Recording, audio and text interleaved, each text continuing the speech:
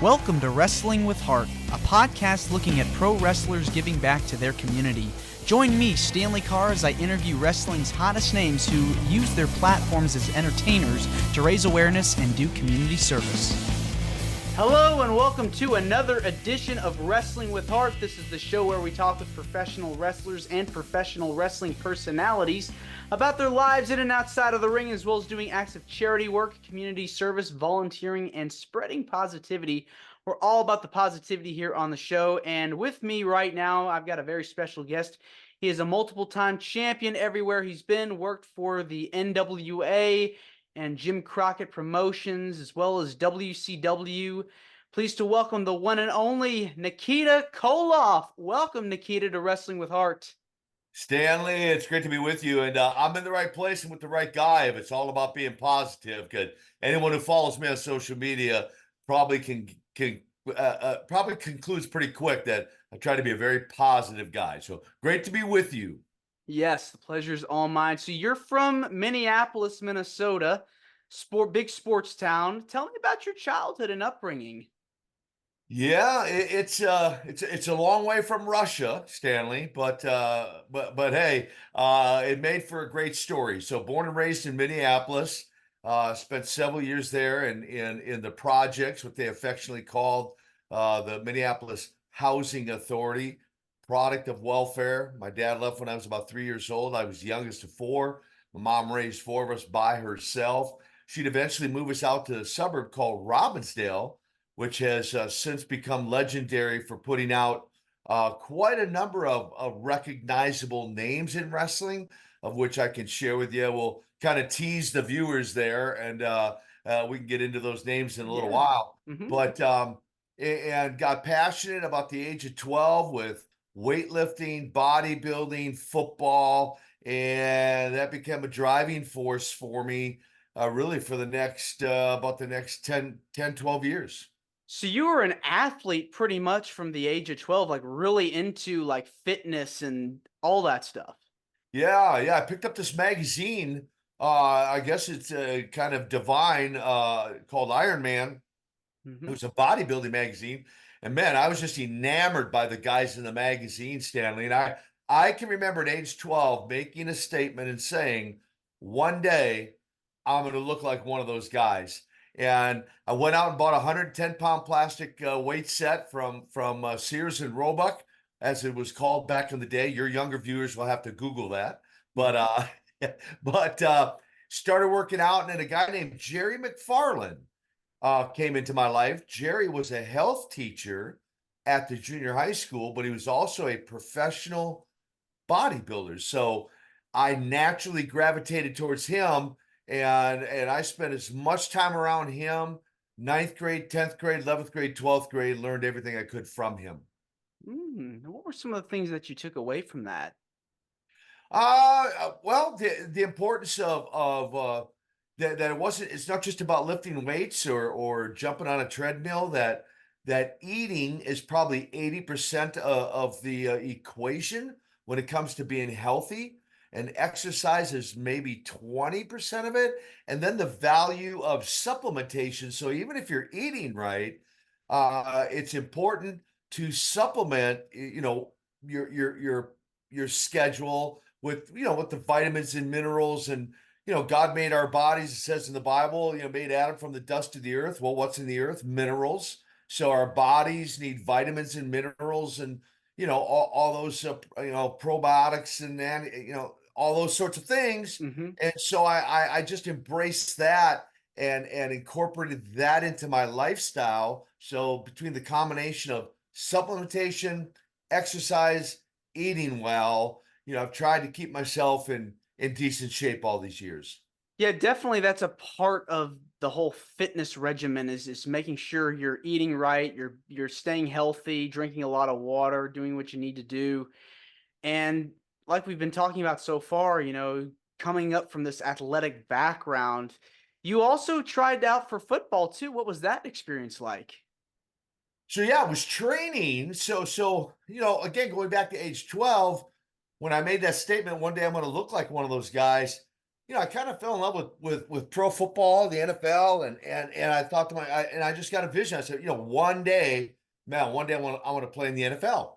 And so, that again, that became my driving force. So all through high school, college, that was my vision, that was my passion, that's what I was shooting for. I was scouted by the NFL my senior year in college. I played at a smaller college up in northern Minnesota called Moorhead State University, and my quarterback went and played 4 years for behind Phil Simms with the New York Giants, and so that's how I was recognized.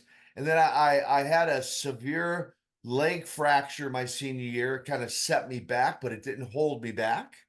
Okay, for all your viewers out here, here's something positive for you.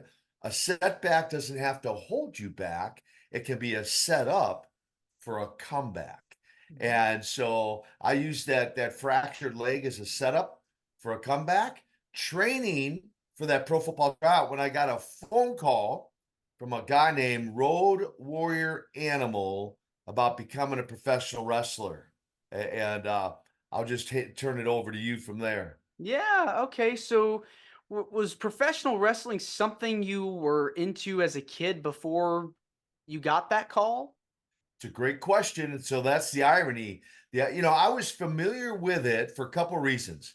Vern Gagne and the AWA was headquartered in Minneapolis. And so it was on local TV every weekend.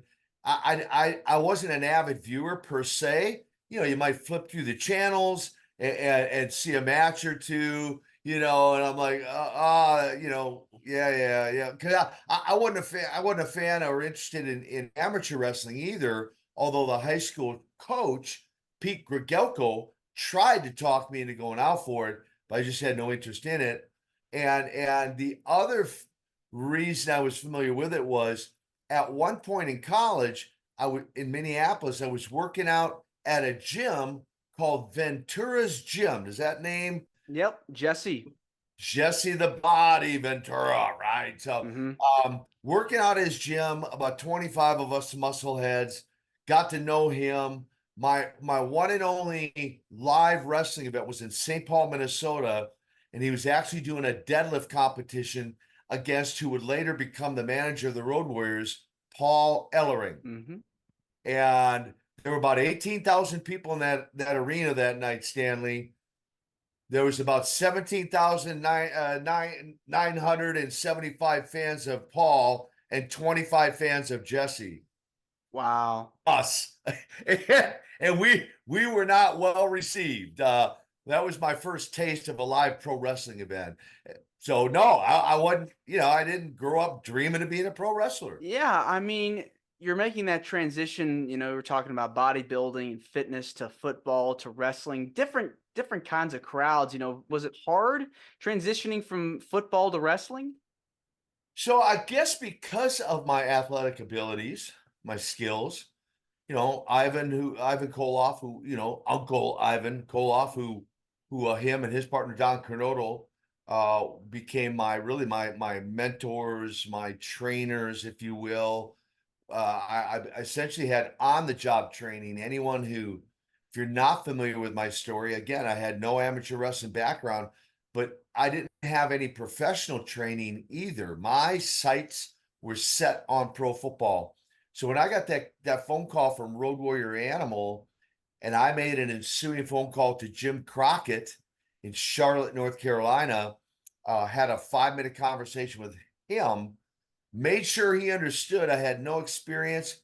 He said that wasn't required. I said, okay. So he said, be in my office on such and such a day with your head shaved bald. I go, that's it. And he goes, that's it. I said, okay. Showed up the day he said to be there, walked in, met Don Kernodle, Ivan Koloff, and they stuck me right on the interview set after giving me some options for names. Nikita Koloff is born in the hallways of Charlotte in 1984. We wrap up the interviews in Stanley. They're like, be in Raleigh, North Carolina tomorrow night.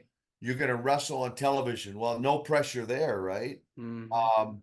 They showed me some basic things in the dressing room. 11 seconds later, had my first win in professional wrestling. For the next couple 3 months, Ivan, Don, and I would get to the towns early. They would bump and thump all over the ring, teaching me the mechanics of wrestling. And then I'd sit in their corner, watch their world tag team match every night. And then on the drive home every night, we talk about that old school psychology of wrestling. And that's how I learned.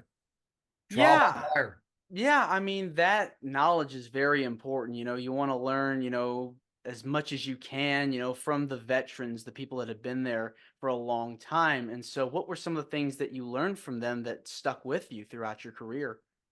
Well, again, if I go back to the psychology now, it's a different product now than it was then. I mean, it's still obviously very popular, but it's a completely different product. Back in that era, that many of the fans, when I'm out doing autograph signings, I was just recently in Sevierville, doing a 2-day autograph signing up there at Rise Up Con, and what I hear from the fans most of the time is that was the golden era of wrestling, and there was a real psychology, or Stanley, a real art to the business in this regard.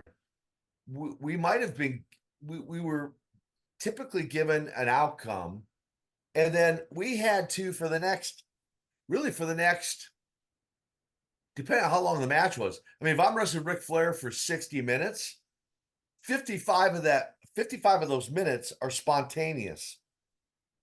Like, we might not even talk or meet until we get in the ring, because the venues back in those days, a lot of times we were at opposite ends of the building, separate dressing rooms, never even talked to each other or saw each other till we got in the ring. And then through verbal and nonverbal cues, spontaneously we would tell a story, so you, the fan, would be drawn into the story, and it would lead into that outcome that a promoter, or what they call the booker, would determine what that outcome was. And so to be schooled by Ivan Koloff, one of the legends of pro wrestling, and Don Kernodle, he didn't have maybe necessarily as big a name over the course of his career, but he was still very schooled in the art of wrestling, and he had an amateur background. So, so that was beneficial as well. Yeah, I mean, when you're in there, you really have to learn all kinds of techniques in order to really become good at your craft. So for you, I'd imagine like training was just brutal. Well, so the of course, obviously, I maintain my daily regimen of 2 hours, 3 hours in the gym, and then sitting in the corner every night and watching their match, and then driving home able to say, why did you do that series of moves, or those moves at that time? And for them to be able to explain that, and then maybe go out the next night and try to perfect that, or implement into them my own match, is what I would try to do, Stanley. And little by little, I was able to implement a lot of those things into the matches, and perfect them to a degree. And so, again, I can't give enough credit to Ivan and Don, and later on a few others: Dusty Rhodes, Ric Flair, Ricky Steamboat, at Rock and Roll Express, Ricky and Robert, and others, Dory Funk Jr., guys that was masters of their craft, that I had the privilege of wrestling early in my career, that helped lead to the success of my career. Yeah, I mean, you've had so many incredible rivalries. Who are some of the favorite opponents you got to be in the ring with over the years? So I'll share, like, what I hear from the fans, because that's Mhm. actually, I think, more fun than although I'll give my view as well. But the number one most talked about is the best of 7 series against a guy named Magnum TA. And Magnum had a tragic career-ending automobile accident in 1986. Prior to that, we had the historic 7 series US title matches. and leading into that final match in Charlotte, North Carolina, when that dirty Russian, took the U.S. title and put it around his waist, right, and to get the ire of the fans. So certainly Magnum TA. If I wrestled Ric Flair once, I wrestled Rick 200 times. I mean, I don't even know how many. I mean, I had never even thought to count how many times I was working with him. Um, I mean, again, you go down the line, the Road Warriors.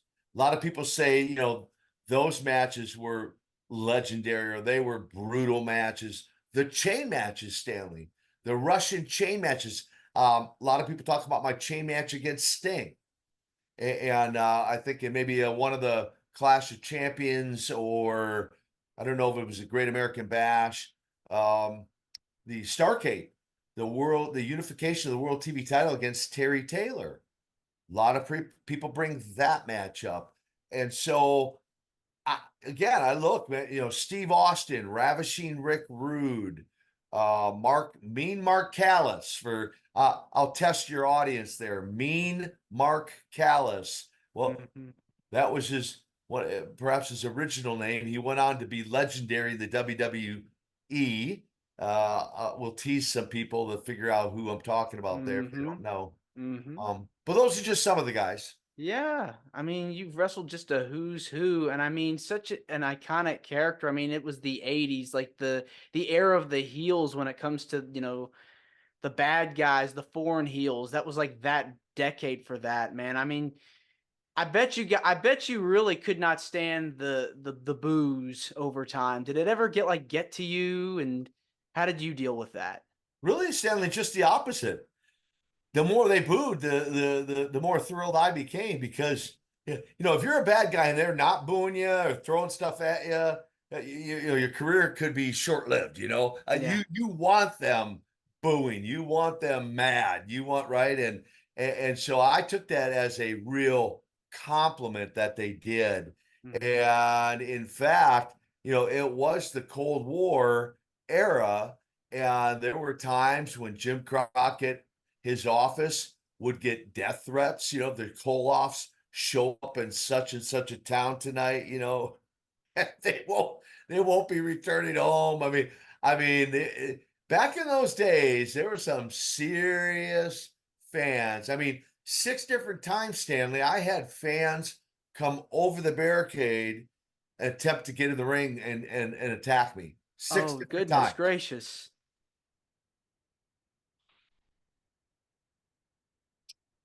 Yeah. Uh, I'm so sorry. What? No, hey, part, again, I think it's a compliment, part of the job. Yeah, but you made it through, and you're still regarded as one of the legends. I mean, getting inducted into 2 Hall of Fames. I mean, that's got to feel good. It is. It's thrilling. In fact, I'll be up in Iowa.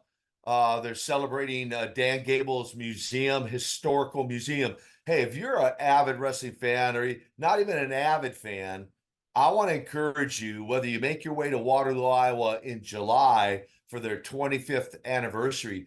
These guys put on a stellar weekend. I mean, from matches to banquet. I'm going to be up there. I forget. I'm not even sure what all legends are going to be there. But to have been inducted into that Hall of Fame, to me was one of the most significant honors that I could receive. Of course, the NWA Hall of Fame, when the Omni was still in operation, I was inducted into that Hall of Fame. Big part of the NWA, loyal to the NWA. But Dan Gable's museum and Wrestling Hall of Fame in Waterloo, Iowa, go research it in July, towards the end of July. They've got a 25-year anniversary. It's going to be an incredible weekend. Yeah, quite an honor. And recently in the Minnesota Hall of Fame, about a year ago or so, I was inducted into the Minnesota Professional Hall of Fame. Congratulations. Yeah, That's thank so you. awesome. You're welcome. Well, let's switch gears now. You've done a lot of work outside of wrestling as far as charity goes, and you also run your own ministry organization. Tell me about some of the things that you've done outside of wrestling to help out in your community. Yeah, it's been been a whirlwind of a journey. It really has, because to use some old expressions and cliche, never in a million years would I have envisioned. One, let's just talk about the wrestling career we just talked about, Hmm. and then secondly, what I've been doing really for about the last 30 years, and about 11 months, Stanley, about 11 months after I left wrestling, I found myself in a church at an altar on my knees, surrendering my life to Jesus Christ and encountering Him in a personal way, establishing a relationship with Him. And that encounter on that morning, 17 October 1993, has set me on a course or a path that I just never would have dreamed of. I mean, if I kind of summarize what I've done the last 30 years since that decision that day, so I've written three books. Um, the first one I'm going to get back into print, Breaking the Chains. The other two, Wrestling with Success and A Tale of the Ring of Redemption, are available on my website, koloff.net. They're available there and I autograph anything that's ordered through my website. And last year I went in the studio and I did an audiobook version in my own voice of my life story. And I wanted people to be able to hear my story in my own voice. And so that was an amazing project as well. I've traveled now to date to 36 different countries, Stanley. I've been to all 50 states. I've ministered to an audience of one, and to date, the largest audience was over 73,000 in Jamaica at an outdoor crusade. I had Lex Luger with me, and I'll kind of wrap up some of this story for another question. Of course, you see the shirt I'm wearing. You see behind me, Man Camp. That's a camp that Lex Luger and I facilitate every spring in April, every fall in October. We bring 20 to 25 men from 18 years. The oldest has been 76. We've had a guy with one leg attend, a guy with one arm, a guy with one eye. I mean, it's open to all guys. And we bring them in for a handful of days, Stanley. And the objective is to equip these guys, send them home empowered to just be godly men, godly husbands, godly fathers, godly grandfathers, and really just impact their own families and impact their communities, the marketplace where they work, and wherever the highways and byways may take them. And then let me also just say this as well. Never would I thought I would have a podcast and a radio show either, and launched that back in September of 2020, and that's been heard now in 93 different countries. The Man Mm. Up Show, and so lots of stuff I'm doing. Autograph signing still, as you heard earlier. It's just been an amazing journey. Yeah, Amazing. and definitely someone that's made a difference in their community. You definitely helped shape the lifestyles of people that may have been going through a rough time in their life. So that's amazing to see that you along with Lex have developed such a unique organization. It is. I mean, Koloff for Christ Ministries, from the time its inception and launch till now, has had the privilege of, as you said, of impacting really thousands and thousands. No, I don't know how many. Honestly, I don't know how many. Sting and I did an outreach in Indianapolis, Indiana, back in, I think, about 2002, in front of 43,000 teenagers up in Indianapolis, and we saw over 10,000 of them respond to the altar invitation that night. And so no tell, even in my own local community. So I came to Charlotte, North Carolina in 1984. I've been to the Carolinas longer than anywhere else, Stanley. So I guess I'm technically a native Carolinian now. Not a Minnesotan, although I still got those roots, Minnesota. Um, and by the way, I got four children, and just got blessed with grandchild number 12. My youngest daughter Mm. Colby and her husband Andrew just adopted a brand new little baby boy, Elliot Gabriel, just a couple weeks ago. So grandchild number 12. And So yeah, I'm a blessed man, Stanley. Yeah. Again, congratulations. You've definitely just have done so much to help so many people, and now you've got, family members who you're passing that wisdom down to. What is it about giving back to your community that gives you the most joy? It's a great question, and I've had to learn over the years. It wasn't. Let me give your viewers a little bit more backstory. As I mentioned, coming out of the projects of Minneapolis and being a product of welfare, um, I had to work my way out of a poverty mindset.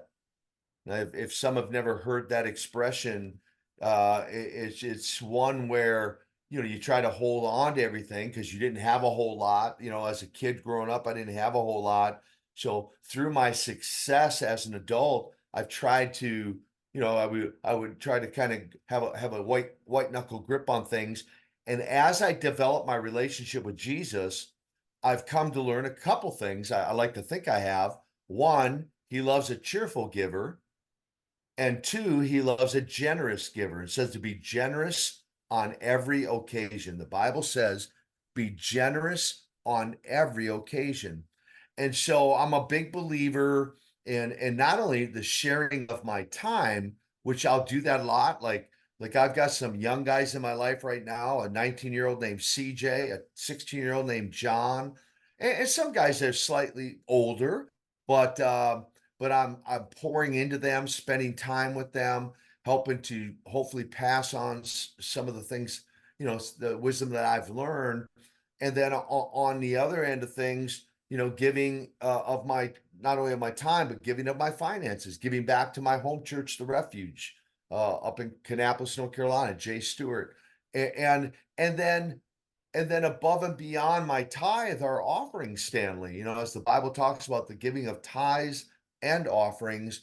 Currently, there's 7 different ministries, several of which are international, that I invest in on a monthly basis and give to.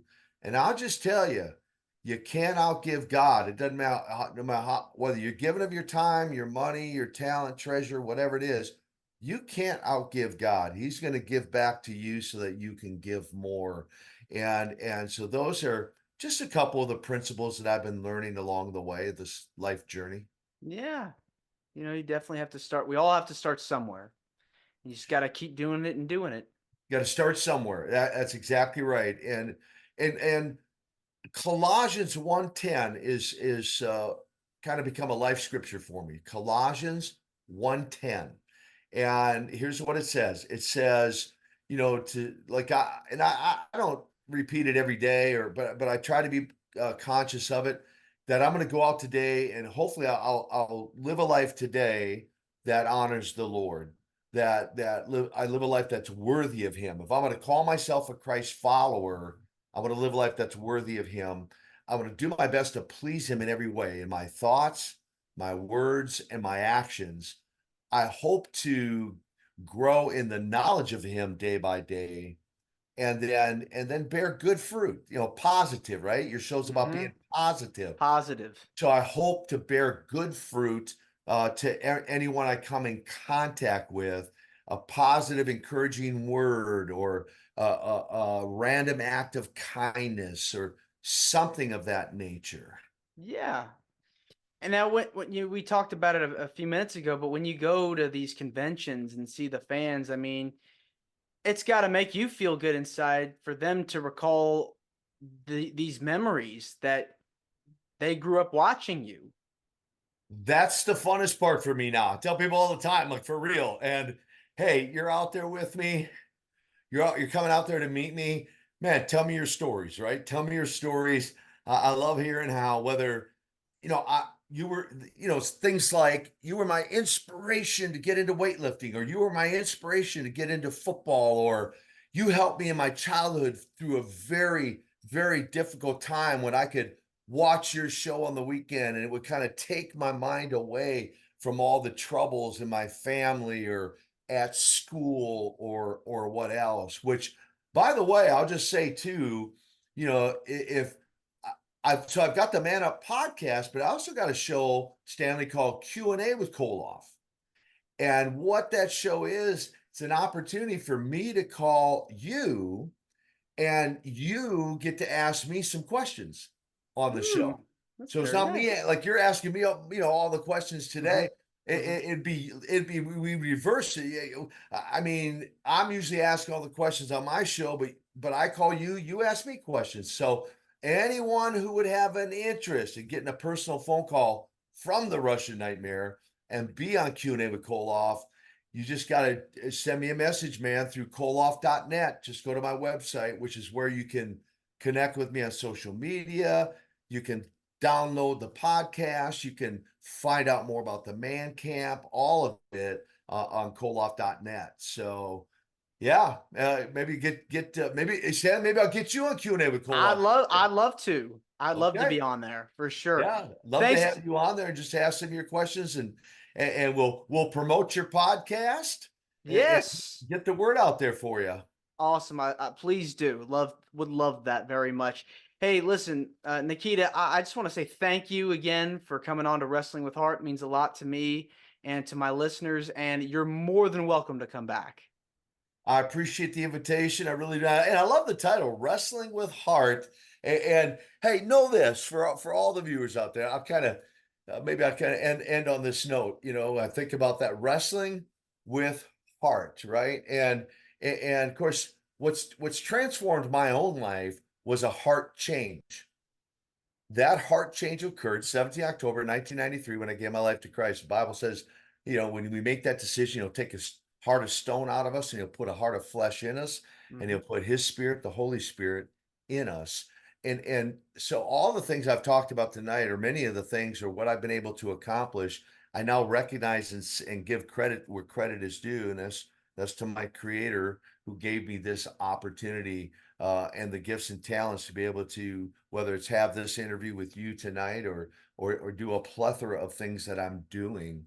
And so I'm grateful. I'm thankful. I just want to encourage all your viewers out there. Look for ways that you can express your own heart, and how you can make a difference and an impact on the lives around you. Start with your own family, and then outside of your family, out in the workplace or wherever the highways and byways take you. Look for ways. Be intentional to look for ways how you can impact in a positive way, right, Stanley? That's In, right. in a positive way, somebody else's life. I love to hear that. Thanks again, Nikita. Hey, thank you. God bless you. And hey, go with God. Thanks, Stanley. Take care. This is Wrestling with Heart. I hope you found this podcast to be informative and entertaining. If you did, please hit the subscribe button and look out for the next edition.